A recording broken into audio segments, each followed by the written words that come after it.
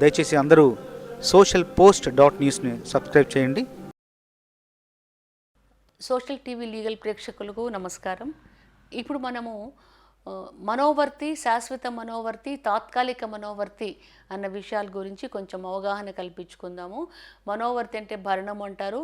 అట్లాగే శాశ్వత మనోవర్తి అంటే పర్మనెంట్ ఎలిమోనీ అని ఇంగ్లీష్లో అంటారు. అట్లాగే మిగతా దాన్నేమో మెయింటెనెన్స్, ఇంటీరియం మెయింటెనెన్స్ అని చెప్పేసి అంటారనమాట. మరి ఈ పర్మనెంట్ ఎలిమనీ ఎలాంటప్పుడు భార్య భర్త నుంచి క్లెయిమ్ చేయొచ్చో మనం తెలుసుకుందాము. జనరల్గా పర్మనెంట్ ఎలిమనీ ఎప్పుడు ఇస్తారండి? ఏదైనా విడాకుల పిటిషన్ వేసుకున్నప్పుడు భార్యాభర్తలు ఫర్ ఎగ్జాంపుల్ కన్సెంట్ డైవర్స్ అంటే పరస్పర ఆమోదంతో విడాకుల పిటిషన్ వేసుకున్నప్పుడు మరి విడాకులు వచ్చిన తర్వాత ఆ భార్య పరిస్థితి ఏమిటి, ఒకవేళ ఆమె ఏ రకంగా జీవించాలి, ఆవిడ తిండి గుడ్డకు ఏ రకంగా లోటు లేకుండా చేయాలి, భర్త యొక్క ఆర్థిక పరిస్థితులు ఏమిటి, భార్య యొక్క ఆర్థిక పరిస్థితులు ఏమిటి అని విచారించి ఒక పిటిషన్ వేసుకుంటే హిందూ వివాహ చట్టాన్ని అనుసరించి భార్య ఆ కేసును డిస్పోజ్ చేసేటటువంటి క్రమంలో కోర్టు వారు ఇవన్నీ కూడా ఆలోచించి, బాబు మీరు విడాకులు తీసుకుంటున్నారు, నీ భార్యకు శాశ్వత భరణం కింద లేక శాశ్వత మనోవర్తి కింద ఇంత లంసమ్ అమౌంట్ ఆఫ్ మనీ ఇచ్చినప్పుడు ఇంకా విడాకులు తీసుకున్న తర్వాత ఆవిడ జీవితం ఆవిడ జీవించేటటువంటి అవకాశం ఉంటుంది అని చెప్పేసి ఒక ఆర్డర్ కోర్టు వాళ్ళు పాస్ చేస్తారు.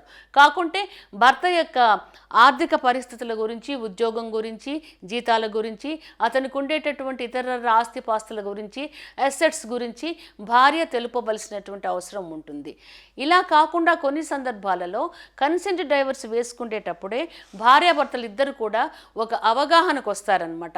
మనమిద్దరము కూడా ఫ్రెండ్లీగా విడిపోదాము, ఒకరిపైన ఒకరు ఏ రకమైన ఎలిగేషన్స్ పెట్టుకోకుండా ఈ విడిపోతున్న సందర్భంలో నీకు నేను తర్వాత నువ్వు జీవించడానికి ఇంత అమౌంట్ ఆఫ్ మనీ ఇస్తున్నాను అని చెప్పేసి అదే పిటిషన్లో వేసుకొని ఆ అమౌంట్ ఆఫ్ మనీ అన్నది మరి డీడీ ద్వారా కానివ్వండి, చెక్ ద్వారా కానివ్వండి భార్యకు ముట్టజెప్పుతారు. భార్యకు ముట్టజెప్పిన తర్వాత మాత్రమే కోర్టు వారు అది నమ్మిన తర్వాత మాత్రమే విడాకులు గ్రాంట్ చేసేటటువంటి అవకాశం ఉంటుంది. అంటే విడాకులు పొందినటువంటి భార్య రోడ్లపైకి వెళ్లకుండా, తిండికి బట్టకు తను అవస్థలు పడకుండా ఉండాలంటే భర్త నుండి శాశ్వతమైనటువంటి భరణాన్ని పొందేటటువంటి హక్కు భార్యకు ఉంది అని తెలియజెప్పేటటువంటిది హిందూ వివాహ చట్టంలో మనకు చేర్చడం జరిగింది. కాబట్టి భర్త నుండి శాశ్వత భరణాన్ని, శాశ్వత మనోవర్తిని పొందేటటువంటి అవకాశం ఉంటుంది.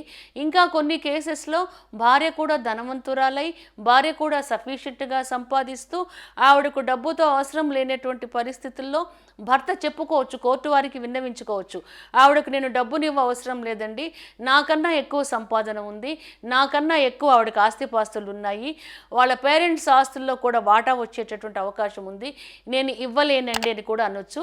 అలాంటప్పుడు కోర్టు వాళ్ళు ఇరువురి వాదనలు కూడా బేరీజు వేసుకొని, ఇరువురి సాక్ష్యాలు బేరీజు వేసుకొని భరణం అన్నది పర్మనెంట్గా మంజూరు చేసేటటువంటి అవకాశం ఉంటుంది. దీంట్లో ఒక రకంగా ఇవ్వకుండా ఉంటే మళ్ళీ ఏం చేస్తారంటే అతనికి ఏదైనా ప్రాపర్టీ ఉంటే అటాచ్మెంట్ చేయడం కానివ్వండి, కంటెంప్ట్ ఆఫ్ కోర్టు కింద వేయడం కానివ్వండి చేసేటటువంటి అవకాశం ఉంటుంది. కాబట్టి మహిళలు వాళ్ళు డైవర్స్ పిటిషన్ వేసుకున్నప్పుడు డైవర్స్ పిటిషన్తో పాటు శాశ్వత భరణం కూడా ఇప్పించండి ఈ కేసుని డిస్పోజ్ చేసేటటువంటి సందర్భంలో అని చెప్పేసి కోర్టు వారిని ఆశ్రయించవచ్చు. ఇంకా కన్సెంట్ తీసుకుంటే భర్త భార్య ఒప్పుకొని డబ్బులు లేకుంటే నగలు, ఆస్తిపాస్తులు మార్చుకున్న తర్వాత మాత్రమే, పరస్పరము మార్చుకున్న తర్వాత మాత్రమే శాశ్వత భరణాన్ని పొందేటటువంటి అవకాశం ఉంటుందండి.